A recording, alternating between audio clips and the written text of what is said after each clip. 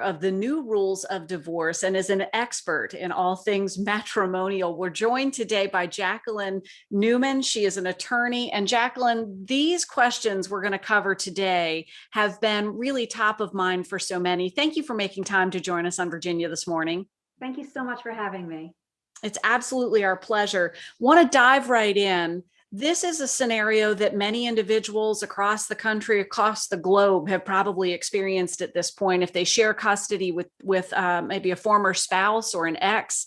When parents may experience the other parent refusing to get a COVID test or a COVID shot, are there legal steps that they can take in terms of preventing them from interacting with the children? I know this is a broad question and a lot of ground to cover, but this must be something that's coming up pretty frequently for you. It is. So obviously we're in new terrain when it comes to all of this COVID stuff. And so there's a lot of people asking questions, like what happened in the past? I said, there's never been a past about this. There's no precedent. But that said, where we are right now, so let's just kind of break it into two pieces. There's the COVID tests and then there's the vaccines.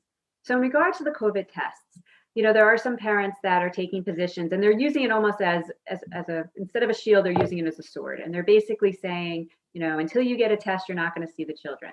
Now, when you're in a situation where you have already an executed agreement, so these are ex-spouses that have a parenting agreement already in place, you're not going to be able to probably say you're not going to see the children unless you get a test.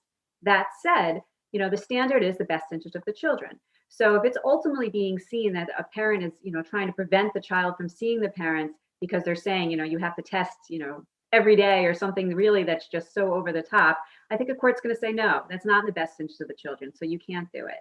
I think if parents are reasonable, if somebody travels, if there are certain things that had happened and people are not following protocols, you could probably use that as some sort of reason as to not see the children, but you're going to need court permission if there's already a signed agreement.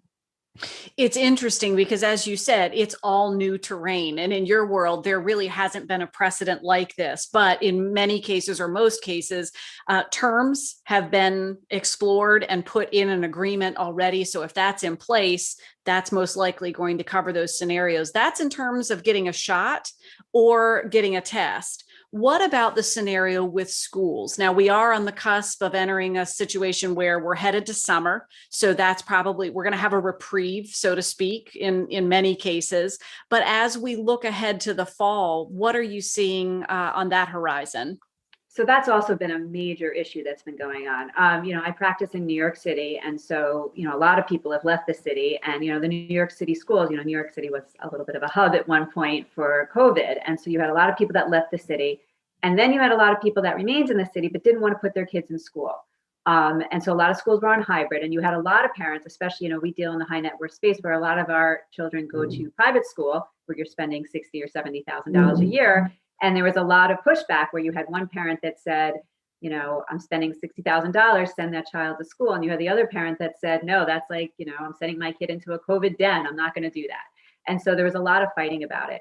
As the courts and as the schools are becoming, people are definitely taking a position that they're safer, they're doing more mandatory testing. We're kind of moving toward that. I think definitely by the fall, there will be, I think the schools are going to be open. I'm hoping the schools will be open and we're going to be in a situation where parents are not going to be in a position to say that the kids can't go.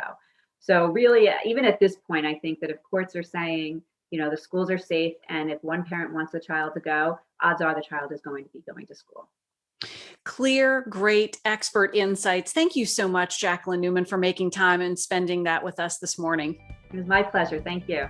We appreciate it. Author of The New Rules of Divorce. And we'll share a link on our website, wtvr.com/VTM, so that friends watching today can learn a little bit more.